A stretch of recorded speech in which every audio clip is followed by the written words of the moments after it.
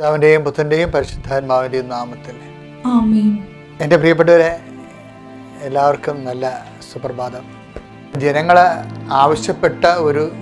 ആവശ്യപ്പെടുന്ന ഒരു ശുശ്രൂഷയാണ്. കാര്യം നമ്മളൊരു രാവിലെ കണ്ണും തിരുമ്പി എഴുന്നേൽക്കുമ്പോൾ കർത്താവിൻ്റെ നാമത്തിൽ പിന്നെ കർത്താവിൻ്റെ കൈ പിടിച്ചുകൊണ്ട് പോകാൻ വേണ്ടിയുള്ള ആശീർവാദം വായിക്കുന്ന പ്രാർത്ഥനയാണ്. ഈ പ്രാർത്ഥനയിൽ എല്ലാ ജീവിതത്തിൻ്റെ എല്ലാ മണ്ഡലങ്ങളും സ്പർശിച്ചുകൊണ്ട് നിങ്ങളെ ശക്തീകരിച്ചും ബലപ്പെടുത്തിയുമാണ് ഇവിടെ നിങ്ങൾ എഴുന്നേറ്റ് വരുമ്പോൾ തന്നെ ജീവിതത്തിലോട്ട് പോകുന്നത്. നമുക്ക് ആദ്യമേ തന്നെ എല്ലാവർക്കും ദൈവാനുഗ്രഹം നേർന്നുകൊണ്ട് പ്രത്യക്ഷീകരണ പ്രാർത്ഥന, അമ്മ മാതാവിൻ്റെ പ്രത്യക്ഷീകരണത്തിൻ്റെ 20ാമത്തെ വർഷത്തിലെ ദൈവം നൽകിയ ഒരു പുതിയ ശുശ്രൂഷയാണ് അനുദിന അനുഗ്രഹ പ്രാർത്ഥന, അവർ ഡെയിലി ബ്രെഡ്. നമുക്ക് പ്രാർത്ഥിക്കാം. അമ്മേ, പരിശുദ്ധ അമ്മേ, ദൈവമാതാവേ, അന്ന് അങ്ങ് കൃപാസനത്തിൽ പ്രത്യക്ഷപ്പെട്ട് വരാൻ പോകുന്ന മഹാദുരന്തത്തിൽ നിന്ന് രക്ഷപ്പെടാനും എല്ലാവർക്കും വേണ്ടി പ്രാർത്ഥിക്കുവാനും ആവശ്യപ്പെട്ടിട്ട് 20 വർഷം തികയുന്ന ഈ വേളയിൽ കൃപാസനത്തിലൂടെ ഞങ്ങൾക്ക് ഈ ദേശത്തിന് അങ്ങ് മാധ്യസ്ഥ തേടി തന്ന എല്ലാ അനുഗ്രഹങ്ങൾക്കും കൃപകൾക്കും ഞങ്ങളിപ്പോൾ ഹൃദയം നിറഞ്ഞ നന്ദി പറയുന്നു. അമ്മേ, പരിശുദ്ധ അമ്മേ, ജപമാല മാതാവേ, സകല കൃപാസനം പ്രാർത്ഥനയോടും ചേർത്ത് ഞങ്ങളിപ്പോൾ പ്രാർത്ഥിക്കുന്ന ഈ കുടുംബത്തിൻ്റെ പ്രത്യേക നിയോഗം, ഇന്ന് നിങ്ങൾ അഭിമുഖീകരിക്കുന്ന എല്ലാ വിഷയങ്ങളും ഇപ്പോൾ ശിരസ് നമിച്ച് കൈകൾ കൂപ്പി പരിശുദ്ധ അമ്മയുടെ മാധ്യസ്ഥത്തിൽ ഈശോയ്ക്ക് സമർപ്പിക്കുക.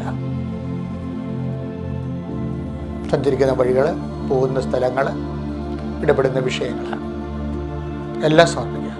അമ്മയുടെ പ്രത്യക്ഷീകരണത്തിൻ്റെ ഈ ദ്വാദശ വേളയിൽ ഈ നിയോഗങ്ങളെല്ലാം ഞങ്ങൾക്ക് സാധിച്ചു തരുവാൻ കഴിയണമേ. വിശ്വാസ പ്രമാണം. സർവശക്തനായ പിതാവും ആകാശത്തിന്റെയും ഭൂമിയുടെയും സൃഷ്ടാവുമായ ദൈവത്തിൽ ഞാൻ വിശ്വസിക്കുന്നു. അവിടുത്തെ ഏകപുത്രനും ഞങ്ങളുടെ കർത്താവുമായ ഈശോമിശിഹായിലും ഞാൻ വിശ്വസിക്കുന്നു.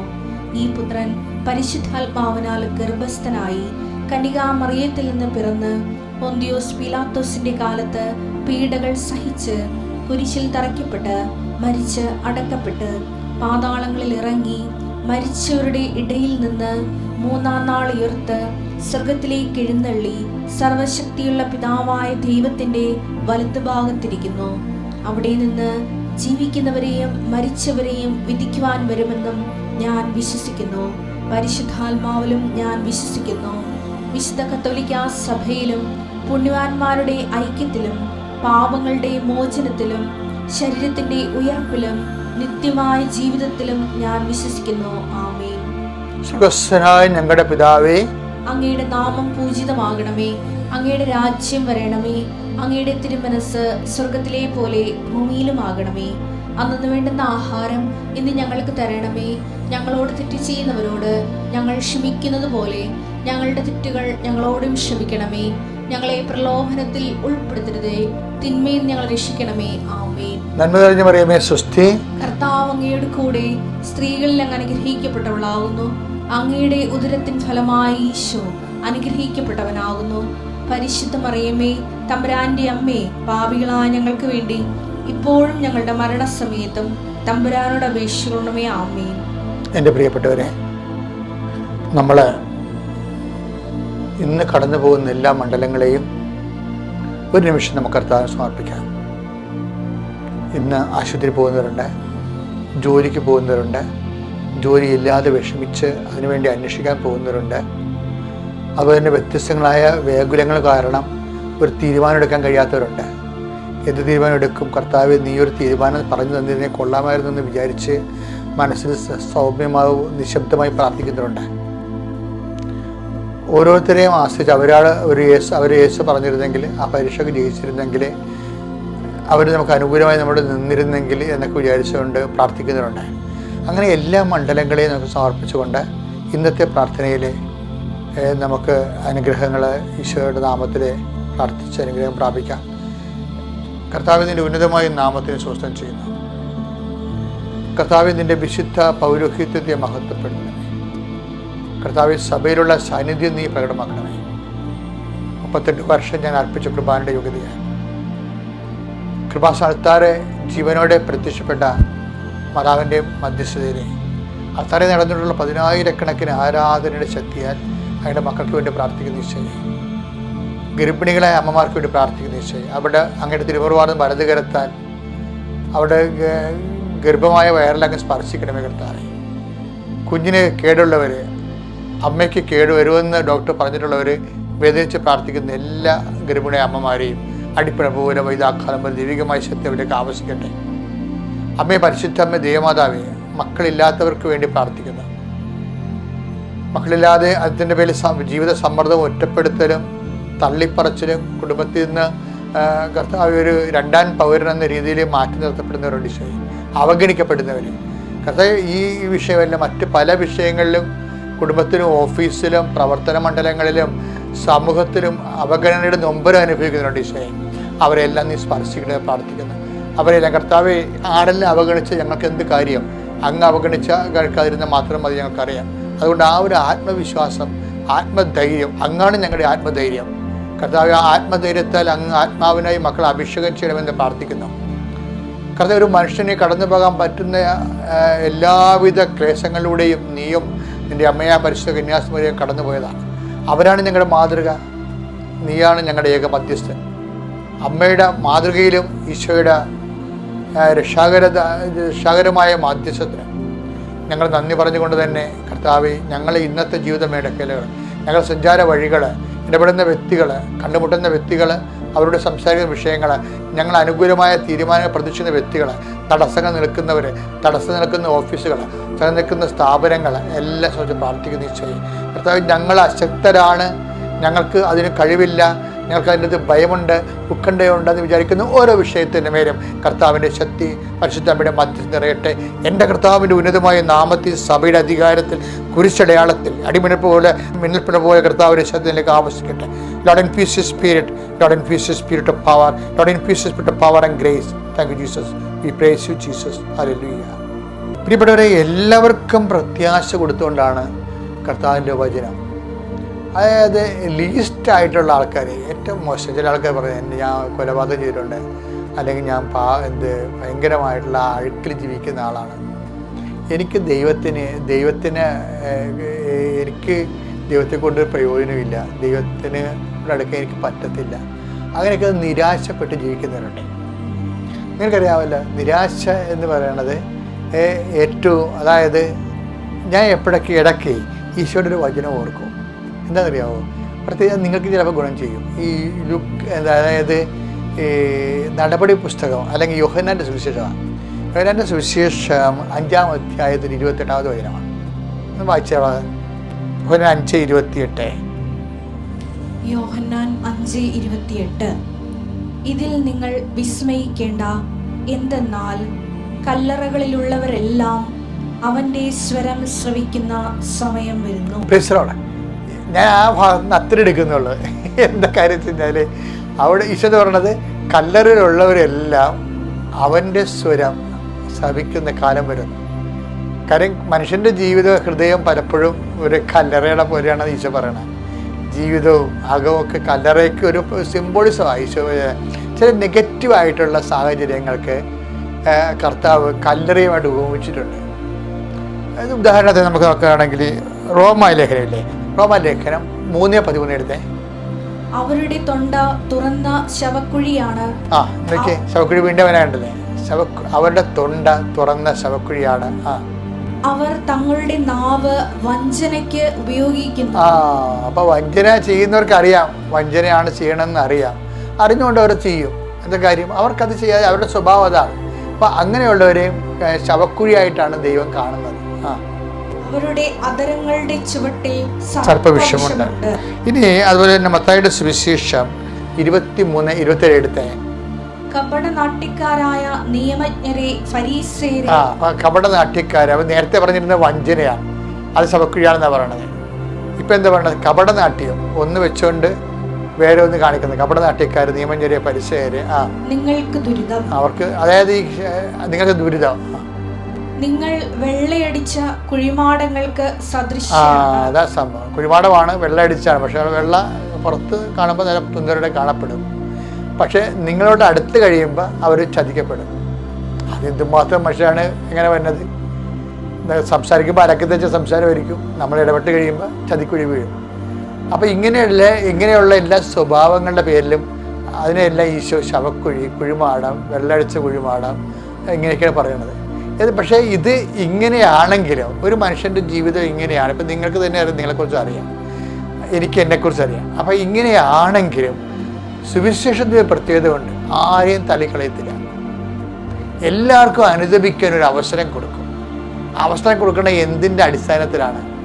അതായത് കല്ലറയിലുള്ളവരെല്ലാം 5:28 യോഹന്നാന്റെ സുവിശേഷം, കല്ലറയിലുള്ളവരെല്ലാം കർത്താവിൻ്റെ സ്വരം കേൾക്കുന്ന കാലം വരുമെന്ന്.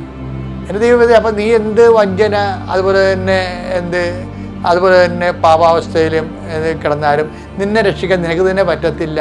അതിൻ്റെ ജീവിതം അങ്ങനെ മനസ്സ് ഇടിഞ്ഞിട്ട് വീണ്ടും വീണ്ടും പാപം ചെയ്യുന്ന ആൾക്കാരുണ്ട്. ഇനി ഞാൻ രക്ഷപ്പെടത്തില്ല, ഇപ്പം കുടിയെന്ന് ഞാൻ മാർത്തി വിചാരിച്ചോണ്ട് പിന്നെ കുടിക്കണമില്ലേ? അതുപോലെ തന്നെ വ്യഭിചാരവും, അതുപോലെ തന്നെ സാമ്പത്തിക തട്ടിപ്പും, അതുപോലെ തന്നെ ആൾക്കാരെ ആക്രമിക്കുന്നവരും, അങ്ങനെ വ്യത്യസ്തങ്ങളായ നെഗറ്റീവ് സ്വഭാവമുള്ള ആൾക്കാർ എന്തുകൊണ്ടാണ് വീണ്ടും അത് ചെയ്യണത്? വീണ്ടും അത് ചെയ്യണ കാര്യം അവർക്ക് അത് ഇനിയും രക്ഷപ്പെട്ടിട്ട് കാര്യമില്ല, രക്ഷപ്പെടത്തില്ല എന്ന് വിചാരിച്ചിട്ടാണ് അവർ ചെയ്യണത്. നിരാശയാണ് ശരിക്കും പറഞ്ഞാൽ. പക്ഷെ അവർക്ക് പോലും ഹോപ്പ് കൊടുക്കുകയാണ്. എന്താണ്? കല്ലറയിലുള്ളവരെല്ലാം കർത്താവിൻ്റെ സ്വരം കേൾക്കുന്നത്. അപ്പം കർത്താവിൻ്റെ സ്വരമാണ്, ദൈവത്തിൻ്റെ വചനമാണ് ഏത് നിരാശയിലും ആകൃതത്തിലും കിടക്കുന്നവർക്കും രക്ഷപ്പെടാനുള്ള മാർഗം. അതാണ് നമുക്ക് പ്രാർത്ഥിക്കാം. കർത്താവായ ദൈവമേ, കല്ലറയുള്ളവർക്ക് പോലും പ്രത്യാശ നൽകുന്ന നിന്റെ സ്വരം കേൾക്കാൻ എന്റെ പാപാവസ്ഥയിലും ഞാൻ കുതിക്കുന്നു. എന്റെ അമ്മേ, പരിശുദ്ധ അമ്മേ, അമ്മ ദൈവത്തിന്റെ സ്വരം കേട്ടതുപോലെ അത് നിവർത്തിച്ചുകൊണ്ട് ഈശോയെ സ്വീകരിച്ച് ലോകത്തെ രക്ഷിച്ചതുപോലെ അമ്മയുടെ ജോലി ചെയ്യുന്ന ഞങ്ങൾക്ക് എല്ലാ സാഹചര്യങ്ങളിലും പ്രത്യാശയായി കർത്താവിന്റെ വചനം കേട്ട് ഞങ്ങൾക്ക് പൂർവാധികം ശക്തിയോടെ, ആവേശത്തോടെ, പ്രത്യാശയോടെ ഈ ദിവസത്തെ സമീപിക്കുവാൻ കഴിയണമേ. ശ്രുതികട്ടെ. ഹല്ലേലൂയ. ഇപ്പോൾ പരിശുദ്ധാത്മാവ് നമ്മളോട് സംസാരിച്ചുകൊണ്ടിരിക്കുന്നത് ഇതാണ്, എങ്ങനെയാണ് ലൈഫ് തിരിച്ചു പിടിക്കണത്, ലൈഫ് നഷ്ടപ്പെടുമെന്ന് വിചാരിക്കുക. ഇപ്പം സത്യദാസിൻ്റെ വിഷയം എന്താണ്? സത്യദാസ് ഉടമ്പടി എടുത്ത ശേഷം ഉടനെ അയാൾ അത് പൂർണ്ണമായി വിശ്വസിച്ചു എന്നുള്ളതാണ്. എൻ്റെ മക്കളെ, ഈ പൂർണ്ണമായി വിശ്വസിക്കാത്ത ഉടമ്പടി എടുക്കരുത് കേട്ടോ. അത് വളരെ ശ്രദ്ധിക്കേണ്ട കാര്യമാണ്. നാട്ടുകാരെടുത്തല്ലോ, വീട്ടുകാരെടുത്തല്ലോ, കൂട്ടുകാരെടുത്തെന്നൊക്കെ പറഞ്ഞുകൊണ്ട് വന്ന് നിങ്ങൾ ഉടമ്പടി എടുക്കരുത്. ആ ഉടമ്പടി എന്ന് പറഞ്ഞാൽ നിങ്ങളൊരു ദൈവമായിട്ടുള്ള ബയലാറ്ററൽ എഗ്രിമെൻ്റാണ്. ആ എഗ്രിമെൻറ്റിന് ആദ്യം തന്നെ നിങ്ങൾ ഈ പ്രമാണം വായിച്ച് കേൾക്കാമെന്ന് പറഞ്ഞില്ലേ? ഇപ്പം നിങ്ങൾ രജിസ്റ്റർ ഓഫീസിൽ ചെല്ലുമ്പോൾ രജിസ്റ്റർ നമ്മളെന്താ ചോദിച്ചത്? പണം കൊടുത്തോ എന്ന് കൈപ്പറ്റിയോ എന്ന് ചോദിക്കുമ്പോൾ അയാൾ കൈപ്പറ്റിയെന്ന് പറയും, പണം കിട്ടിയെന്ന് പറയും. പിന്നെ മറ്റുള്ളവരോട് ചോദിക്കണത് എന്താണ്? ആധാരം വായിച്ച് നോക്കിയോ, അല്ലേ? അങ്ങനെ ചോദിക്കത്തില്ലേ? ആധാരം വായിച്ച് നോക്കിയോ? അപ്പോൾ ഇവർ പറയാം വായിച്ച് നോക്കിയെന്ന് പറയും. എവിടാ വായിച്ച് നോക്കിയെങ്കിൽ പിന്നെ എന്തിനാണ് കൃപാസനത്തിൽ വന്നിട്ട് വഴിയില്ലെന്ന് പറയണത്? അപ്പോൾ വായിച്ച് നോക്കില്ലെന്നല്ല എൻ്റെ അർത്ഥം. അച്ഛൻ ഒരു അബദ്ധം പറ്റിപ്പോയി, ചതിയായിപ്പോയി. എന്ത് പറ്റി? പ്രമാണം കിട്ടി, പക്ഷേ അതിൻ്റെ സ്ഥലമുണ്ട്, എല്ലാം ഉണ്ട്, പക്ഷേ വഴിയില്ലെന്ന്. പിന്നെ ഹെലികോപ്റ്റർ ഇറങ്ങാൻ പോണം, അതിനുവേണ്ടി പ്രളയം ഇടേണ്ടി വരും മിക്കവാറും. അതേ പ്രശ്നം, അതേ വായിച്ച് നോക്കില്ലെന്ന് അർത്ഥം. ഇങ്ങനെ കുറേ അണ്ണന്മാർ ഉടമ്പടി ചെയ്തിട്ടുണ്ട് വായിച്ച് നോക്കാതെ കറക്റ്റായിട്ട്. പക്ഷേ സത്യദാസ് അങ്ങനെയല്ല, ഏറ്റവും കാര്യങ്ങൾ വായിച്ച് നോക്കി. അതിൻ്റെ അത് നമുക്ക് തരുന്ന പ്രോമിസ് എന്താണെന്ന് നോക്കി. പ്രോമിസ് എന്താണ്? ഞാൻ നിൻ്റെ കൂടെ വരും. എങ്ങനെയാണ്? ഞാൻ തന്നെ നിൻ്റെ കൂടെ വരും, നിന്നെ ആശ്വസിപ്പിക്കും.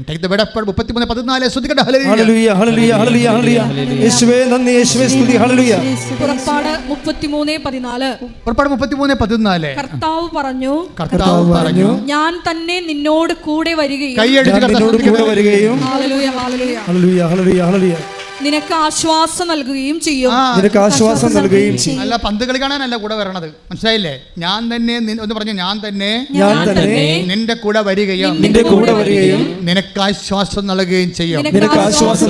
ഒന്ന് പ്രാർത്ഥിക്കുക. കർത്താവേ, എന്റെ ജീവിത വഴികളിലെ ഞാൻ പതറിപ്പോകുമ്പോഴേ എന്നെ ചേർത്ത് പിടിക്കാൻ, എനിക്ക് ആശ്വാസം നൽകാൻ എന്റെ കൂടെ വരുമെന്ന് ഉടമ്പടിയിലൂടെ വാഗ്ദാനം ചെയ്ത ദൈവമേ സ്തുതിക്കുന്നു, ആരാധിക്കുന്നു, നന്ദി പറയുന്നു. പരിശുദ്ധ പരമദിവ്യകാരുണ്യത്തിന് 33:14 എന്താണ് പറയണത്? ഞാൻ തന്നെ നിന്റെ കൂടെ വരികയും ഞാൻ തന്നെ നിന്നോട് കൂടെ വരികയും നിനക്ക് ആശ്വാസം നൽകുകയും ചെയ്യും. അപ്പൊ സത്യദാസ് അത് അതുപോലെ വിശ്വസിക്കുകയാണ്. പലർക്കും പറ്റാൻ പറയുന്ന അബദ്ധം എന്താണെന്നറിയാമോ? എല്ലാവരും ഡിജിറ്റലി ഉടമ്പടി ചെയ്യും, അവിടെ പറയണതൊക്കെ കേൾക്കണത് എപ്പോഴാണ് ഈ ക്ലാസ് തീരണം അറിയത്തില്ല, കുറേ എത്ര സമയം എടുക്കുമോ? 1 മണിക്കൂർ എടുക്കുക. അപ്പോൾ ഇത് താഴെപ്പോട്ട് എന്തായിരിക്കുക? താഴെപ്പോട്ട് 1.5 മണിക്കൂറുണ്ട്, 2.5 മണിക്കൂർ. അപ്പോൾ എപ്പോഴാണ് ഭക്ഷണം കഴിക്കണം? ഇങ്ങനെയാണ് ആൾക്കാർ നിൽക്കുന്നത്. അതുകൊണ്ടാണ് ഉടമ്പടി ചില ആൾക്കാർ കൊടുക്കുന്നത്. ആ സത്യദാസ് അങ്ങനെയല്ല, ഞാൻ തന്നെ നിൻ്റെ കൂടെ വരും, കർത്താവ് എൻ്റെ കൂടെ വരാമെന്ന് പറഞ്ഞിട്ടുണ്ട്. പിന്നെ എന്താണ്? എനിക്ക് ആശ്വാസം നൽകുകയും ചെയ്യും. എന്നെ ആശ്വസിക്കാരെ എനിക്ക് എൻ്റെ വസ്തു കണ്ടവൻ കൊണ്ടുപോയില്ലേ?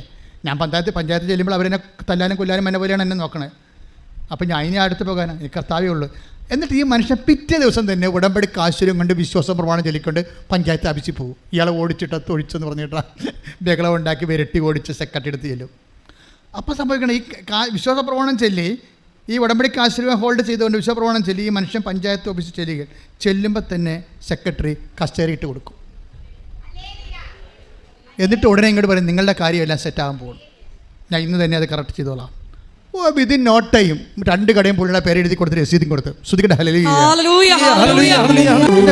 എൻ്റെ പ്രിയപ്പെട്ടവരെ, ഉടമ്പടിയുടെ ഫലപ്രാപ്തി ഇരിക്കുന്നത് ഈ വാഗ്ദാനങ്ങളിലുള്ള നമ്മുടെ വിശ്വാസത്തിൻ്റെ അടിസ്ഥാനത്തിലാണ്.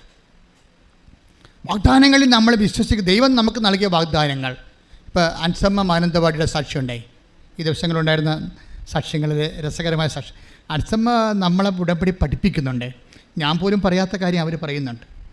എന്താ അൻസമ്മ പറഞ്ഞ വെച്ചാൽ അൻസമ്മയുടെ വഴിയില്ല, നടക്കാൻ വഴിയില്ല, കണ്ടവൻ്റെ വഴി കൂടി തന്തക്കുള്ളി കേട്ട് വേണം എപ്പോഴും പോയിക്കൊണ്ടിരിക്കണം. സങ്കടകരമായ അവസ്ഥയാണ്. വഴിയില്ലെങ്കിൽ അറിയാവില്ല നിങ്ങൾക്ക്. വഴിയില്ലെങ്കിൽ എന്താണ്? മക്കളെ കെട്ടിക്കാൻ പോലും പറ്റത്തില്ല. പിന്നെ ആലോചനയൊക്കെ വന്നു കഴിയുമ്പോൾ വഴിയില്ലെന്നും പറഞ്ഞ ആൾക്കാർ പോകും.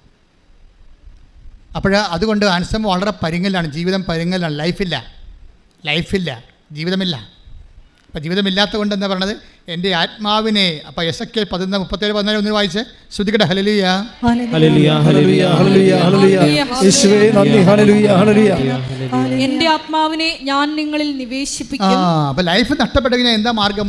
എൻ്റെ ആത്മാവിനെ ഞാൻ നിങ്ങളിൽ നിവേശിപ്പിക്കും. നിങ്ങൾ ജീവിക്കും. ഞാൻ നിങ്ങളെ നിങ്ങളുടെ സ്വന്തം ദേശത്ത് വസിപ്പിക്കും. അപ്പൊ നമുക്ക് വാസയോഗ്യമല്ലാത്തൊരു അവസ്ഥ വന്നാൽ അടുത്ത നടപടി എന്താണ്? ഞാൻ എൻ്റെ ആത്മാവിനെ നിങ്ങളുടെ മേൽ നിവേശിപ്പിക്കും. പിന്നെന്താ പറയണത്? നിങ്ങൾ ജീവിക്കാം. ഞാൻ നിങ്ങളുടെ സ്വന്തം ദേശത്ത് വസിപ്പിക്കും. അപ്പം ചില ആൾക്കാർ പറയല്ലേ, അച്ഛാ വഴിയുമില്ല, മക്കൾക്ക് പെണ്ണും കിട്ടണില്ല, വിറ്റിച്ചിട്ട് പോകാൻ പോകുകയാണെന്ന് പറയും. എവിടെ പോകാനാണ്? എത്ര രൂപ കിട്ടും ചേച്ചി? പോയാലേ അവിടെ പോയാൽ നിങ്ങളെ വല്ലവർക്കും അറിയാൻ പറ്റുമോ? അപ്പോൾ അങ്ങനെയൊക്കെ താമസിച്ച പിന്നെ ഇങ്ങനെയുള്ള കല്യാണ കാര്യങ്ങളൊക്കെ വരുമ്പോൾ അവർ നിങ്ങളുടെ വേറെ ബൗട്ട്സൊക്കെ തിരക്കി വരുമ്പോൾ നിങ്ങൾക്കിവിടെ ആകാശം ഭൂമിയും ഇല്ല, വേരും കായും ഇല്ലെന്ന് അറിഞ്ഞാൽ പിന്നെ നിങ്ങൾ സംശയിക്കത്തില്ലേ, ഇങ്ങനെ പോണത് ശരിയാണ്, വേറെ വഴിയുണ്ടാന്ന് നോക്കട്ടെ. അവിടെ വെച്ചാണ് ഞാൻ ഈ വിഷയം സെറ്റ് ചെയ്യണത്. ഞാൻ പറഞ്ഞ കർത്താവ് ഇവരെ വിടരുത്, ഇവരിത് വിറ്റിച്ചിട്ട് വേറെ ഒരു സ്ഥലത്ത് പോയി വാടക ഒറ്റയ്ക്ക് താമസിച്ചപ്പോൾ ഞാൻ അവിടെ ഒരു ആലോചന വന്നു കഴിഞ്ഞാൽ ഇവർക്ക് ആകാശം ഭൂമിയും പാരമ്പര്യം കുടുംബമൊന്നും ഇല്ലാത്ത ആൾക്കാരാണെന്ന് എങ്ങനെ ധരിച്ചു കഴിഞ്ഞാൽ അവർക്ക് അവിടെ നിലവാരത്തിൽ പെണ്ണ് കിട്ടത്തില്ല. അതുകൊണ്ടാണ് നിങ്ങൾ ജീവിക്കുമെന്ന് പറയണത്. ജീവിക്കുക എന്ന് വെച്ച് കഴിഞ്ഞാൽ മാന്യമായി ജീവിക്കുകയാണ്. ഞാൻ അങ്ങനെ എപ്പോഴെങ്കിലും ലൈഫ് ത്രട്ടായി കഴിഞ്ഞാൽ പിന്നെ എന്താണ്? നിങ്ങൾ അപ്പം തന്നെ സ്പിരിച്വലായിട്ട് എംപവർ ചെയ്യണം. അതാണ് പറഞ്ഞത്. 37:14 ഭയങ്കര വചനമാണ്. എസെക്കിയേൽ എന്താണ്? ഞാൻ നിങ്ങളെ ഒന്ന് പറഞ്ഞേ, ഞാൻ എൻ്റെ ആത്മാവിനെ നിങ്ങളിലേക്ക് നിവേശിപ്പിക്കാം, നിങ്ങൾ ജീവിക്കാം. അപ്പം നമ്മളുടെ ജീവിതം കയ്യിൽ നിന്ന് വിട്ടുപോയി കഴിഞ്ഞാൽ ഉള്ള മാർഗം എന്താണ്? ആത്മാവിൽ നവീകരിക്കണമാണ്. വെരി വെരി സിമ്പിളാണ് സംഭവം. ആൻസമ്മ അങ്ങനെ ഒരാളാണ്. ആൻസമ്മ എന്താ ചെയ്യുന്നറിയാമോ? ഉടമ്പടി പ്രകാരം കൃത്യമായിട്ടാണ് ജീവിക്കുന്ന ആൾ. നിനക്കറിയാമല്ലോ, ഉടമ്പടി ഒരു പ്രാർത്ഥനാ രീതിയല്ല, ജീവിത രീതിയാണ്. അപ്പോൾ ഉടമ്പടി പ്രകാരം ജീവിച്ചിട്ട് ആൻസമ്മ പറഞ്ഞു, ഈ കിട്ടാത്ത വഴിയിലൂടെ ആൻസമ്മ എപ്പോഴും പോകും, എല്ലാ ദിവസവും. എങ്ങനെയാണെന്ന് അറിയുമോ? പച്ചത്തിരി കത്തിച്ചുകൊണ്ട് പോകും. പച്ചത്തിരി കത്തിച്ച് പ്രത്യക്ഷനെ പ്രാർത്ഥനയും ചൊല്ലിക്കൊണ്ട് പോകും. എന്നിട്ട് ആൻസമ്മ പറയണത്, ഈ പച്ചത്തിരിൻ്റെ കയ്യിലെടുക്കുമ്പോൾ ഞാൻ പറയും, പ്രപഞ്ച പ്രകൃതിയുടെ മാതാവേ, കൃപാസനം മാതാവേ, ഉള്ളിൽ പോയി പോകും. ശ്രുതിക്കട്ടെ ഹല്ലേലൂയ. നമ്മൾ പ്രത്യക്ഷനെ പ്രാർത്ഥന ചെല്ലുമ്പോൾ ആൻസമ്മ ചെല്ലുന്ന പ്രാർത്ഥന എന്താ അറിയുക? അതിൻ്റെ കൂടെ നമുക്ക് എന്ത് ചെല്ലിയാലേ പ്രത്യക്ഷനെ പ്രാർത്ഥന ചെല്ലാൻ പറ്റത്തുള്ളൂ? ആദ്യം വിശ്വാസ പ്രമാണം ചെല്ലണം. അതിലാണ് ഈ സംഭവം. വെട്ടി മരുന്ന് മുഴുവൻ ഇരിക്കണം അവിടെയാണ്. വെടിമരുന്ന് നമ്മൾ ഈ വിശ്വാസ പ്രമാണത്തിലിരിക്കുന്ന വെടിമരുന്നിനെ പ്രത്യക്ഷീകരണ പ്രാർത്ഥന കൊണ്ട് കത്തിക്കണം നമ്മൾ ചെയ്യണത്. പ്രത്യക്ഷീകരണ പ്രാർത്ഥന തീയാണ്. അമ്മയുടെ പ്രത്യക്ഷീകരണം സാധൂകരിക്കുക, നീതീകരിക്കുക എന്നുള്ളത് അമ്മയുടെ ചുമതലയാണ്. അമ്മ സമയ കടികാരം നെഞ്ചിൽ ചാർത്തിക്കൊണ്ട് 2004 പ്രത്യക്ഷപ്പെടുമ്പോൾ ദുരന്തമുണ്ടാകുമ്പോൾ പ്രാർത്ഥിക്കണമെന്ന് പറയുമ്പോൾ ഇന്ന് വരെ ദുരന്തം കഴിഞ്ഞിട്ട് കേരളത്തിലെ ലോകത്തിലെ നേരമില്ല. നമ്മളും തന്നെയും ഓരോ വ്യക്തി ദുരന്തങ്ങൾ ഒന്നിന് പിറകെ ഒന്നായി നമ്മൾ അനുഭവിച്ചുകൊണ്ടിരിക്കുന്നത്. ഇതിനെല്ലാം പറ്റിയ പ്രാർത്ഥനയാണ്, ഉടമ്പടി പ്രാർത്ഥനയായിട്ട് അമ്മ തന്നതാണ്. അപ്പോൾ അതിലുള്ളതാണ് പ്രത്യക്ഷീകരണ പ്രാർത്ഥന. പ്രത്യക്ഷീകരണ പ്രാർത്ഥന തീയാണ്, പക്ഷേ വിശ്വാസ പ്രമാണം വെടിമരുന്നാണ്. ഈ വിശ്വാസ പ്രമാണം നമ്മൾ ചൊല്ലിക്കൊണ്ടാണ് ഈ പ്രത്യക്ഷീകരണ പ്രാർത്ഥന തീ വെടിമരുന്ന് കൊടുക്കുമ്പോഴാണ് ഈ സംഭവം പൊട്ടണത്. അനുസമ രണ്ടും ചൊല്ലിക്കൊണ്ടാണ് ചെയ്യണത്. വിശ്വാസപ്രമാണം ചൊല്ലിക്കൊണ്ട് പച്ചത്തിരി പിടിച്ചുകൊണ്ട് ആണ് ഈ കിട്ടാത്ത വഴിയിലൂടെ സഞ്ചരിക്കുന്നത്. അതൊരു വിശ്വാസത്തിൻ്റെ ഒരു യാത്രയാണ്. അധികം സഞ്ചരിക്കേണ്ടി വന്നില്ല. 41 ദിവസം സഞ്ചരിച്ചപ്പോൾ ഈ വഴി അവളുടെ പേരിൽ എഴുതി കിട്ടും. ശ്രദ്ധിക്കട്ടെ, ഹല്ലേലൂയ. പരിശുദ്ധ പരമ ദിവ്യകാരുണ്യത്തിന് ആരാധനയും സ്തുതിയും പുകഴ്ചയും ഉണ്ടായിരിക്കട്ടെ. മക്കളെ ശ്രദ്ധിക്കുക. എസെക്കിയേൽ എന്താ നമ്മൾ വായിച്ചത്?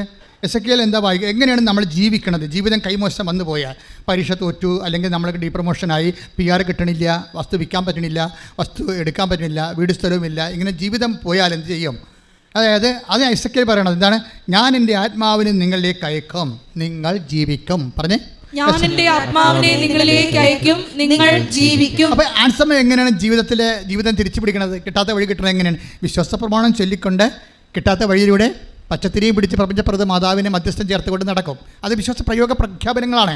പക്ഷേ ഇത് ചെയ്യിക്കുന്നത് വിശ്വാസത്തിലാണ്. ഇത് വിശ്വാസം ഒരു ആത്മാവാണ്. അതാണ് ഞാൻ എൻ്റെ ആത്മാവ് നിങ്ങളിലേക്ക് അയക്കുമെന്ന് പറയുമ്പോൾ വിശ്വാസത്തിൻ്റെ ആത്മാവാണ് അനുസമയം വർക്ക് ചെയ്യണത്.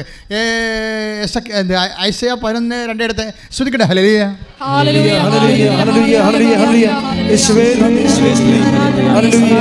ഐസയ 11:2 കർത്താവിന്റെ ആത്മാവ് അവന്റെ മേൽ ആവസിക്കും. വായിച്ചോളൂ. ജ്ഞാനത്തിന്റെയും വിവേകത്തിന്റെയും ആത്മാവ്, ഉപദേശത്തിന്റെയും ശക്തിയുടെയും ആത്മാവ്, അറിവിന്റെയും ദൈവഭക്തിയുടെയും ആത്മാവ്. അപ്പോൾ കർത്താവിൻ്റെ ഇതെല്ലാം കൂടുന്നതല്ല വിശ്വാസം. അതായത് കർത്താവിൻ്റെ ആത്മാവെന്ന് പറയുമ്പോൾ അതിനകത്തുണ്ട് ജ്ഞാനമുണ്ട്, അറിവുണ്ട്, വിശ്വാസമുണ്ട്, അങ്ങനെ എല്ലാമാണ്. അപ്പോൾ നമുക്ക് ഈ വിഷയത്തിൽ, നിങ്ങൾക്കൊരു വിഷയത്തിൽ ഇപ്പോൾ സത്യദാസ് പഞ്ചായത്തിലേക്ക് പോവുകയാണ്. എന്താ കാര്യം? കർത്താവിൻ്റെ കൂടെയുണ്ട്. ഇനി കർത്താവായിരിക്കും എനിക്ക് വേണ്ടി വാദിക്കണമെന്ന് പറയുമ്പോൾ അത് വിശ്വാസമാണ്, അതൊരു ജ്ഞാനമാണ്, അത് അറിവാണ്, കർത്താവിൻ്റെ ആത്മാവാണ്. കൈയടിച്ച് കർത്താവ്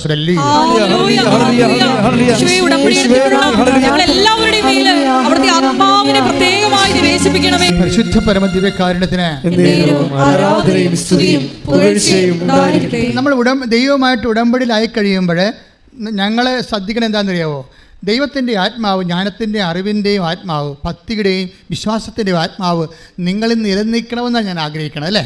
അങ്ങനെ ആത്മാവ് ജീവിതം കയ്യിൽ നിന്ന് പോയാൽ പിന്നെ എസെക്കിയേൽ 37:14 അനുസരിച്ച് കൊണ്ട് ജീവിതം തിരിച്ചു പിടിക്കാനുള്ള മാർഗം എന്താണ്? ഞാൻ എൻ്റെ ആത്മാവിനെ നിങ്ങളിലേക്ക് അയക്കും. ആത്മാവിനെ തിരിച്ചു പിടിക്കുക എന്നാണ്. ജീവിതം കയ്യിൽ നിന്ന് പോയാൽ അപ്പോൾ ആത്മാവിൽ ആത്മാവ് നിർവീര്യമായി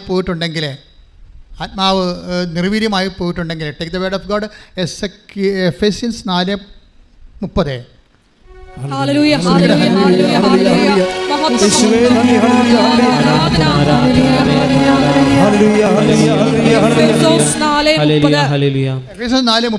രക്ഷയുടെ ദിനത്തിനു വേണ്ടി നിങ്ങളെ മുദ്രിതരാക്കിയ ദൈവത്തിന്റെ പരിശുദ്ധാത്മാവിനെ വേദനിപ്പിക്കരുത്. അതാണ്. അപ്പോൾ നമ്മൾ എപ്പോഴും ഇൻട്രോസ്പെക്ട് ചെയ്യേണ്ട ഒരു കാര്യമാണ്. എന്നിലുള്ള പരിശുദ്ധാത്മാവ് സാഡ് ആണോ എന്ന് നോക്കണം. മനസ്സിലായില്ലേ? അങ്ങനെ വന്നാൽ ആത്മാവ് ഇറങ്ങിപ്പോകും, വർക്കിംഗ് കണ്ടീഷൻ ആകത്തില്ല. ആത്മാവ് സാഡാണെന്ന് നോക്കണം, ദുഃഖിപ്പിക്കരുത്. കാര്യം ആത്മാവ് ഒരു വ്യക്തി ആയതുകൊണ്ടാണ്. നമുക്കറിയാമല്ലോ നമ്മൾ ത്രിത്വിക ദൈവത്തിലാണ് വിശ്വസിക്കുന്നത്. ഒരേ സമയത്ത് സത്തയിൽ ഏകനും വ്യക്തിത്വത്തിൽ 3 സത്തയിൽ ഏകനാണ്, വ്യക്തിത്വത്തിൽ 3. നമുക്കൊരു ഐസ് കട്ട പോലെ നമുക്ക് മനസ്സിലാക്കാതെ ഐസ് കട്ടയായിട്ടിരിക്കും, അല്ലേ? ഐസ് കട്ടയായിട്ടിരിക്കും, വെള്ളം ഇറ്റിറ്റ് വീഴുന്നുണ്ടാകും, അപ്പോൾ ദ്രാവകമായി അതിൽ നിന്ന് വാതകം മേലോട്ട് പോകണ്ടാകും, ഇല്ലേ? അപ്പോൾ എല്ലാ സ്ഥലത്തിലും ഒരു 3 വ്യക്തിത്വം ഇവിടെ കാണുന്നുണ്ട്. അതേസമയം സത്തരി സംഭവം എത്തിട്ട് പോവാണ്. മുകളിലോട്ട് പോകുന്ന വായുവും താഴേക്ക് വീഴുന്ന വെള്ളവും കരമായിട്ടിരിക്കണം, എല്ലാം ബേസിക്കായിട്ട് എത്തിട്ട് പോവാണ്. എന്ന് പറഞ്ഞ പോലെ ഇതിൻ്റെ ദൈവം ഒരു പരിശുദ്ധാത്മാവ് ഒരു വ്യക്തിയായിട്ടാണ് നിങ്ങൾ ഇരിക്കുന്നത്. അതുകൊണ്ടാണ് വേദനിപ്പിക്കരുത് എന്ന് പറഞ്ഞത്. മനസ്സിലായില്ല? പരിശുദ്ധാത്മാവ് ശക്തിയുമാണ്. അതേസമയം തന്നെ സത്തയിൽ ദൈവം യേശുക്രിസ്തുവിനെക്കുറിച്ചും പിതാവിനെക്കുറിച്ചും അതുപോലെ തന്നെ പരിശുദ്ധാത്മാവിനെക്കുറിച്ചും പറഞ്ഞത് എന്താണ്? ദൈവം ബേസിക്കായിട്ട് സത്തയിൽ ശക്തിയാണ്. അതായത് ദൈവത്തിൻ്റെ ജ്ഞാനവും 1 കൊരിന്ത്യർ 1:24 ദൈവത്തിൻ്റെ ജ്ഞാനവും ദൈവത്തിൻ്റെ ശക്തിയുമായ യേശുക്രിസ്തു. അതുകൊണ്ടാണ് അപ്പോൾ സ്വാഭാവികമായിട്ട് യേശുക്രിസ്തു വ്യക്തിയാണ്, അതേസമയത്ത് ശക്തിയാണ്, കാര്യം ദൈവമായതുകൊണ്ടാണ്. അതേസമയം തന്നെ പരിശുദ്ധാത്മാവ് ഉന്നതങ്ങളിൽ നിന്ന് ശക്തി ധരിക്കുന്നവർ നിങ്ങൾ ജെറുസലേം വിട്ടു പോകരുത്. ഉന്നതങ്ങളിൽ നിന്ന് ശക്തി, അത് പരിശുദ്ധാത്മാവ് ഒരു വ്യക്തിയാണ്. അതേസമയം തന്നെ നടപടി പുസ്തകത്തിന് 1:8 അനുസരിച്ച് പരിശുദ്ധാത്മാവ് ശക്തിയാണ്. അപ്പോൾ പരിശുദ്ധാത്മാവ് നടപടി പുസ്തകത്തിന് 1:4 പരിശുദ്ധാത്മാവ് ശക്തിയാണ്. പിതാവിൻ്റെ വലതുവശത്തിരിക്കുമെന്ന് പറയുമ്പോൾ പിതാവിൻ്റെ മനുഷ്യപുത്രൻ ശക്തിയുടെ വലതുവശത്തിരിക്കുമെന്ന് ഈശോ പറയുമ്പോൾ പിതാവ് ശക്തിയാണ്. സത്തയിൽ ശക്തിയായ ദൈവമാണ്. വ്യക്തിപരമായ പരിശുദ്ധാത്മാവിൽ നമ്മൾ വ്യക്തിയായി നമ്മൾ വസിക്കുമ്പോൾ സ്വാഭാവികമായിട്ട് ശക്തിയായതുകൊണ്ട് തന്നെ നിർവീര്യമാകാനുള്ള സാധ്യതയുണ്ട്. പരിശുദ്ധാത്മാവ് നിർവീര്യമാക്കാനുള്ള സാധ്യത നമ്മൾ ഉടമ്പടിക്കാലം മുൻകൂട്ടി കാണണം. 1 തെസ്സലോനിക്കർ 5:19 എടുത്ത് ശ്രദ്ധിക്കട്ടെ. ഹല്ലേലൂയ. 1 തെസ്സലോനിക്കർ 5:19 ആത്മാവിനെ നിങ്ങൾ നിർവീര്യമാക്കരുത്. ടച്ച് പോയിന്റ് എന്താ പറഞ്ഞത്? നിങ്ങൾ പറഞ്ഞേ, ആത്മാവിനെ നിങ്ങൾ നിർവീര്യമാക്കരുത്. അപ്പൊ നിർവീര്യമാക്കുന്ന വെച്ച് കഴിഞ്ഞാൽ ശക്തിയായത് കൊണ്ടാണ് നിർവീര്യമാക്കരുതെന്ന് പറയണത്. 1 തെസ്സലോനിക്കർ 5:19. പക്ഷേ വ്യക്തിയായത് കൊണ്ടാണ് വേദനിപ്പിക്കരുതെന്ന് പറയണത്. എഫേസ്യസ് 4:30. അതേസമയം അതുകൊണ്ട് ശക്തിയും വ്യക്തിയുമായ പരിശുദ്ധാത്മാവ് നിങ്ങളിൽ വസിക്കുന്നതാണ്. അതേതാണ് എസെക്കിയേലിന്റെ 37:14 നിങ്ങൾ ജീവിതം കൈമോശം വന്നു പോയാൽ ശക്തിയും അതുപോലെ തന്നെ വ്യക്തിയുമായ പരിശുദ്ധാത്മാവിനെ നിങ്ങളിലേക്ക് ഞാൻ നിക്ഷേപിക്കുമെന്ന്. കൈയിട്ടിച്ച് കർത്താവിനെ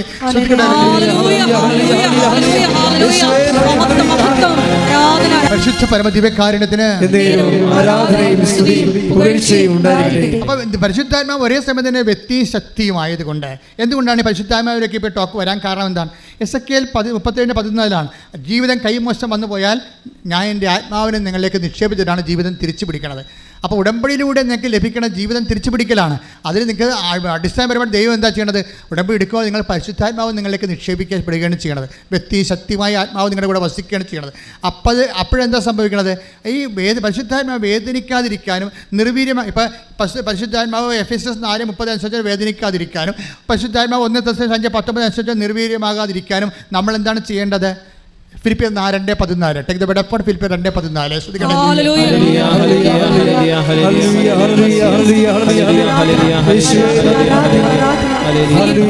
ഫിലിപ്പിയർ 2:14 എല്ലാ കാര്യങ്ങളും മുറുമുറുപ്പും തർക്കവും കൂടാതെ ചെയ്യുവിൻ. അങ്ങനെ നിങ്ങൾ നിർദോഷരും നിഷ്കളങ്കരുമായി തീർന്ന് വഴിപിഴച്ചതും വക്രതയുള്ളതുമായ തലമുറയുടെ ഇടയിൽ കുറ്റമറ്റ ദൈവമക്കളാവട്ടെ. അപ്പോൾ പരിശുദ്ധാത്മാവ് നമ്മളെ വ്യക്തിയായും ശക്തിയായും പുലരാൻ വേണ്ടി നമ്മൾ ബേസിക്കായിട്ട് ചെയ്യേണ്ടത് എന്താണ്? കുറ്റമറ്റ ദൈവമക്കളായിട്ട് കാര്യമില്ല. പിന്നെന്താണ്? കുറ്റമറ്റ ദൈവമക്കളായാൽ മാത്രമേ ആത്മാവിന് പ്രവർത്തിക്കാൻ പറ്റൂ. ആത്മാവിന് നിങ്ങളെ നയിക്കണ്ടേ?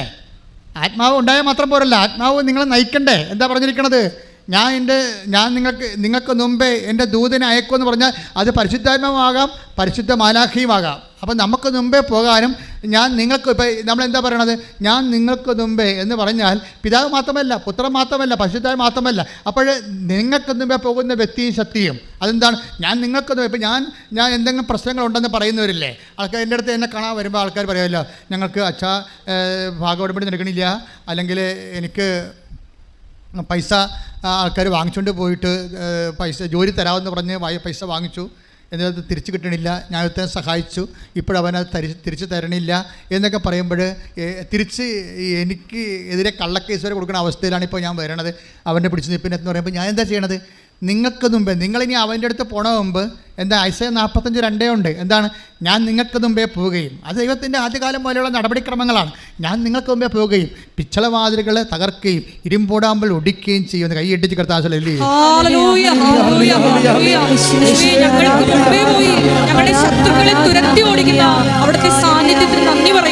പരമദിവ്യകാരുണ്യത്തിന്. അപ്പം നിങ്ങൾ ഈ വചനമൊക്കെ ഇടയ്ക്കിടയ്ക്ക് വായിച്ചുകൊണ്ട് വേണം ഇങ്ങനെയുള്ള ആളുടെ പോകാൻ.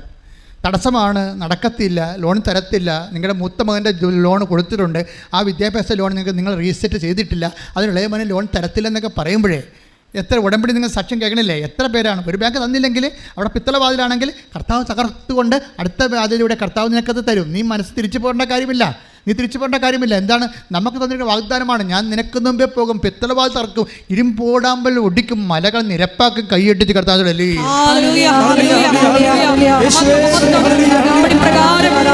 എൻ്റെ മക്കളെ, എന്തുകൊണ്ടാണ് ഇങ്ങനെ സംഭവിക്കുക? ഇതിൻ്റെ മെക്കാനിസം ഡൈനാമിക്സ് ഒക്കെ അറിഞ്ഞിരിക്കണം. ഇപ്പോൾ ഈ വചനം എങ്ങനെയാണ് ഇപ്പോൾ പരിശുദ്ധാത്മ നയിച്ചുകൊണ്ട് പോണത്?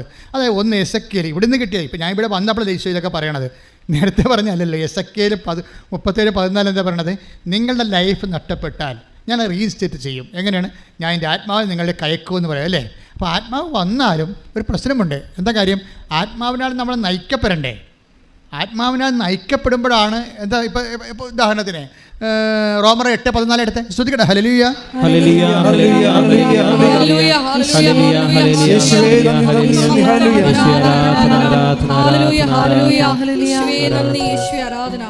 റോമർ 8:14. ദൈവാത്മാവിനാൽ നയിക്കപ്പെടുന്നവരെല്ലാം ഒന്ന് പറഞ്ഞേ. ദൈവാത്മാവിനാൽ നയിക്കപ്പെടുന്നവരെല്ലാം ദൈവത്തിന്റെ പുത്രന്മാരാണ്. ഇപ്പൊ പിടികിട്ടിയാ? അതായത് പരിശുദ്ധാത്മാവ് വന്നാൽ മാത്രം പോരാ, നമ്മൾ നയിക്കപ്പെടണം. പരിശുദ്ധാത്മാവിനാൽ നമ്മളെ നയിക്കപ്പെടണം. അതെങ്ങനെയാണ്?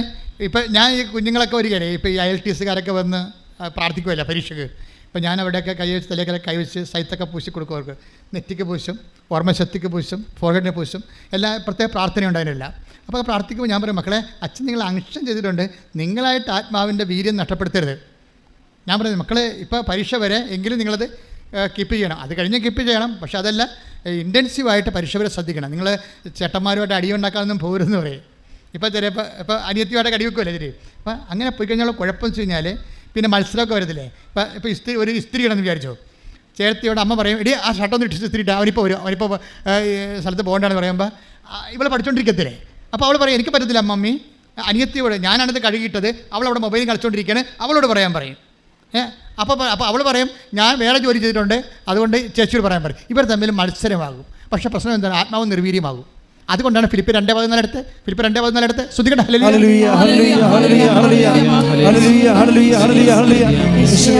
ഫിലിപ്പി 2:14 എല്ലാ കാര്യങ്ങളും മുറുമുറുപ്പും തർക്കവും കൂടാതെ ചെയ്യുവിൻ. അങ്ങനെ നിങ്ങൾ നിർദോഷരും നിഷ്കളങ്കരുമായി തീർന്ന് വഴിപിഴച്ചതും വക്രതയുള്ളതുമായ തലമുറയുടെ ഇടയിൽ കുറ്റമറ്റ ദൈവമക്കളാവട്ടെ. ദൈവമക്കളായ മാത്രം പോരാ, പിന്നെ എന്താണ്? കുറ്റമറ്റ ദൈവമക്കളാകണം. ദൈവമക്കളാകും എല്ലാവരും. എല്ലാം ജ്ഞാനസ്ഥാനപ്പെട്ട് കഴിഞ്ഞാൽ ദൈവമക്കളാകുമല്ലോ, ഇല്ലേ? ഇപ്പം ജ്ഞാനസ്ഥാനത്തിൻ്റെ കുദാശേൻ്റെ അർത്ഥം എന്താണ്? ഉൽപ്പദോഷവും നീക്കി, കർമ്മദോഷമുണ്ട് അതും നീക്കി നമ്മളെ ക്രൈസ്തവരും ദൈവത്തിൻ്റെ മക്കളാക്കി തീർക്കുന്ന കുദാശയാകുന്നു, അല്ലേ? അപ്പോൾ ദൈവത്തിൻ്റെ മക്കളാകും ജ്ഞാനസ്ഥാനപ്പെട്ട, പക്ഷേ കുറ്റമറ്റ ദൈവമക്കളാകണം. ഇവിടെയാണ് പ്രശ്നം. ജ്ഞാനസ്ഥാനം ചില സമയത്ത് ജീവിതത്തിൻ്റെ ചില വിഷയങ്ങൾ താങ്ങാത്തതിൻ്റെ കാരണം ജ്ഞാനസ്ഥാനപ്പെട്ടവരെ കുറ്റമത്തോടെയാണ് ജീവിക്കണമെന്നുണ്ടെങ്കിൽ പരിശുദ്ധാത്മാവിൻ്റെ ആനുകൂല്യം നമുക്ക് കിട്ടാതെ വരും. നമുക്ക് സബ്സിഡിയൊക്കെ അനുവദിച്ചിട്ടുണ്ട്, ഗ്രാൻഡ് ഉണ്ട്, സബ്സിഡി ഉണ്ട്. അപ്പോഴേ ഗ്രാൻഡ് സബ്സിഡി ചെയ്യുമ്പോൾ ചില ആൾക്കാർ ചെന്നുവെച്ചും സാറേ സബ്സിഡി കിട്ടിയില്ലല്ലോ എന്ന് പറയും. അപ്പോൾ അവർ തന്ന കാശ് എങ്ങനെ മുടക്കിയെന്ന് ചോദിക്കും. അവർ തന്ന കാശ് കൊണ്ട് പുട്ടടിച്ച് കാണും, അപ്പോൾ പിന്നെ സബ്സിഡി ഇല്ല. അതാണ് പ്രശ്നം വരുന്നത്. അതാണ് ഇതിനകത്ത് വരുന്ന വിഷയം. അതായത് ജ്ഞാനസ്ഥാനം തന്നെ നമ്മൾ പെടുമ്പോൾ ഓർക്കേണ്ട കാര്യം വെച്ച് കഴിഞ്ഞാൽ അത് തന്നെ പരിശുദ്ധാത്മാവിനെ ജീവിതകാലം മുഴുവൻ ദുഃഖിപ്പിക്കാതെ ആത്മാവിൽ ജീവിക്കാൻ വേണ്ടിയാണ്. എന്താണ്? ജീവിതം കൈവിട്ടു പോയാൽ എന്താ ഇവിടെ പറഞ്ഞിരിക്കുന്നത്? വക്രതയാർന്നതും ദുഷ്ടമായുള്ള സമൂഹത്തിൽ ജീവിക്കുമ്പോൾ നീ അവിടെ നിഷ്കളങ്കമായൊരു മനസ്സ് സൂക്ഷിച്ചുകൊണ്ട് ആത്മാവിനെ ബലപ്പെടുത്താൻ പറഞ്ഞിരിക്കുകയാണ്. ആത്മാവിനെ ബലപ്പെടുത്തിയാൽ എന്താ ഗുണമെന്നറിയാവോ? എന്താ ഗുണം? പിന്നെ നമ്മളായിരിക്കില്ല. ഈശോ പറഞ്ഞിട്ടില്ലേ, ഞാൻ കുഞ്ഞുങ്ങളോട് പറയുമേ, മക്കളെ, ഇമ്മീഡിയറ്റ് മെമ്മറി എന്ന് പറഞ്ഞ സംഭവമുണ്ട്. ഇമ്മീഡിയറ്റ് മെമ്മറി നിങ്ങൾക്കുള്ള ലോക്കൽ മെമ്മറിയാണ്. നിങ്ങൾ പച്ച മഷി കൊണ്ട് വരച്ചും ചുവപ്പ് മഷി കൊണ്ട് വരച്ചും നക്ഷത്ര ചിഹ്നമൊക്കെ കിട്ടും പാഠപുസ്തകത്തിൽ ലോക്കൽ മെമ്മറി ഉണ്ടാക്കി. That is created memory. നമുക്ക് സയൻസ് സ്റ്റുഡൻസിന് ആവശ്യമുള്ളത്, ലാംഗ്വേജ് സ്റ്റുഡൻസിന് ആവശ്യമുള്ള അറ്റ് എ ടൈം മെമ്മറിയാണ്, ഇമ്മീഡിയറ്റ് മെമ്മറിയാണ്. ഇമ്മീഡിയറ്റ് മെമ്മറി എന്ന് പറഞ്ഞാൽ എന്താണ്? അത് ആ സമയത്ത് കിട്ടണം. നിങ്ങൾ പറയത്തില്ല പരീക്ഷയുടെ സമയത്ത് ആ മെമ്മറി പോയി. എങ്ങനെ മെമ്മറി പോണത്? അത് നിങ്ങൾ എന്തെങ്കിലും ഇമോഷണൽ കോഷിങ് ഉണ്ടാകുമ്പോൾ അത് പോകും. അല്ലെങ്കിൽ നിങ്ങൾ പോണ വണ്ടി ഒരു വേറെ ഓട്ടോറിക്ഷ വെച്ചിട്ട് ഓട്ടോറിക്ഷക്കാരന്മാരെല്ലാം തന്തയ്ക്ക് വിളിക്കുമ്പോഴത്തേനും നിങ്ങൾ പഠിച്ചെല്ലാം മറന്നു പോകും. ഇത് പ്രശ്നം അതാണ്. ഒരു കാഷ്വാലിറ്റി, ഞാൻ കാഷ്വാലിറ്റി വരെ ബ്ലോക്ക് ചെയ്താണ് നിങ്ങളെ പ്രാർത്ഥിച്ച് വിടുന്നത്. ഇൻ കേസ് നിങ്ങളുടെ ഇമ്മീഡിയറ്റ് മെമ്മറി നഷ്ടപ്പെട്ടു പോകാതിരിക്കാൻ വേണ്ടി അത് ബ്ലോക്ക് ചെയ്ത് പ്രൊട്ടക്റ്റ് ചെയ്താണ് പ്രേയർ ചെയ്യണത്. അതെല്ലാവർക്കും അങ്ങനെ ചെയ്യണത്. അപ്പോൾ ഇപ്പോൾ എന്ത് സംഭവിച്ചു കഴിഞ്ഞാൽ ആ 12 വർക്കൗട്ട് ചെയ്തേ, ലൂക്കായുടെ സുവിശേഷം 12:12. ശ്രദ്ധിക്കട്ടെ. ഹല്ലേലൂയ. ഹല്ലേലൂയ ഹല്ലേലൂയ ഹല്ലേലൂയ ഹല്ലേലൂയ ഹല്ലേലൂയ ഹല്ലേലൂയ. യേശുവേ നന്ദി. ഹല്ലേലൂയ ഹല്ലേലൂയ ഹല്ലേലൂയ. ലൂക്ക 12:12. ലൂക്ക 12:12. എന്താണ് പറയേണ്ടതെന്ന് ആ സമയത്ത് പരിശുദ്ധാത്മാവ് നിങ്ങളെ പഠിപ്പിക്കും. അതായത് ആ സമയം, at a time, on time, ലൈവായിട്ട് അത് നമ്മൾ, അതായത് ചില സമയത്ത് കോടതിയിലായാലും പോലീസ് സ്റ്റേഷനിലായാലും അതുപോലെ തന്നെ വേറെ എവിടെയായാലും ഈ അറ്റ് എ ടൈം മെമ്മറി എന്ന് പറയുന്നത് വിവേകവുമായി ബന്ധപ്പെട്ട സംഭവമാണ്. വിവേകം, വിജ്ഞാനം, ജ്ഞാനപരവുമായിട്ട് ബന്ധപ്പെട്ടതാണ്. ജ്ഞാനപരത്തിൽ നിന്നാണ് അറ്റ് എ ടൈം മെമ്മറി കിട്ടുന്നത്. ഇപ്പോൾ മദർ തെരേസയുടെ തെണ്ടി നടക്കുകയായിരുന്നു ഒരേ സ്ഥലത്ത്, അല്ലെ, മക്കൾ കുറേയധികം ഭയങ്കര ഡിസേബിൾ ആയിട്ടുള്ള ആൾക്കാരുള്ള കാരണം മദർ അവർക്ക് വേണ്ടി ഭക്ഷണത്തിന് വേണ്ടി കൽക്കട്ടയുടെ തെരുവിൽ ആദ്യ കാലങ്ങളൊക്കെ ഒരേ സമയത്ത് ഒരേ കടയിൽ പോയി തെണ്ടുമായിരുന്നു പാത്രം കാണിച്ച്. അപ്പോൾ ഉടനെ അവർ തുപ്പിയൊക്കെ ഇട്ടിട്ടുണ്ട്. നമ്മൾ ചരിത്രം വായിച്ചിട്ടുണ്ട്. അപ്പോൾ മദർ എന്താ പറയണത്? That's okay, this is for me. ഇനി എനിക്ക് എൻ്റെ മക്കൾക്കുള്ളത് തരാൻ പറയും. ഇത് എനിക്കുള്ളതാണ്, ഇനി എൻ്റെ മക്കൾക്കുള്ളത്. അത് അറ്റ് എ ടൈം മെമ്മറി എന്ന് പറയുന്നത് ജ്ഞാനപരവാ. അയാളുടെ ഹൃദയം അലിഞ്ഞുപോയി. ആ സമയത്ത് നിങ്ങൾ അതാണ് ലൂക്ക 12:12. അതായത് നിങ്ങൾ എന്താണ് പറയേണ്ടതെന്ന് ആ സമയത്ത് അറിവ് തരും. അക്കരെ ആ മനുഷ്യൻ്റെ ഹൃദയം ഇളക്കാൻ വേണ്ടി, മലകളെ നിരപ്പാക്കാൻ വേണ്ടി, ഇരുമ്പോടാമ്പൾ ഒടിക്കാൻ വേണ്ടി, പിച്ചള തകർക്കാൻ വേണ്ടി ഞാൻ നിൻ്റെ കൂടെ വരുമെന്ന് പറയുമ്പോൾ ആത്മാവിൻ്റെ വരവാണത്, ജ്ഞാനവരത്തോടെ വരവാണത്, കൃപയിലുള്ള വരവാണത്. ആത്മാവിനെ നഷ്ടപ്പെടുത്തരുത്, നീരുവിരിയമാക്കരുത്. ഈശോ പറഞ്ഞതിൻ്റെ അർത്ഥപ്രധാനം കൈയടിച്ച് കിടത്താൻ ശ്രദ്ധിക്കട്ടെ. ഹല്ലേലൂയ ഹല്ലേലൂയ ഹല്ലേലൂയ. മഹത്വം മഹത്വം, ആരാധന ആരാധന